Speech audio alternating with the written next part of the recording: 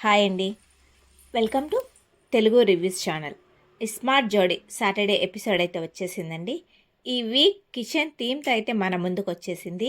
First task వచ్చేసి 5 కేజీల రైస్ల నుంచి 50 రాయలు అయితే తీయాలండి. ఇందులో ఫస్ట్ టాస్క్లో గెలిచింది ఆదిరెడ్డి కవిత. సెకండ్ రౌండ్లో పొటాటోస్ని పీల్ తీసి చిప్స్ లాగా స్లైస్ చేయాలి.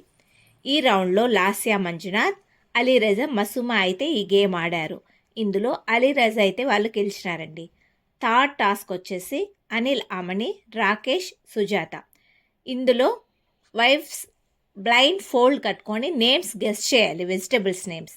తర్వాత హస్బెండ్స్ వచ్చేసి ఆకుకూరలు అయితే నేమ్స్ చెప్పాలి, గెస్ట్ చేయాలి. ఇందులో ఎక్కువ పాయింట్స్ అయితే సుజాత, రాకేష్ అయితే గెలిచేసినారండి. ఫైనల్ రౌండ్ వచ్చేసి కుకింగ్ రౌండ్.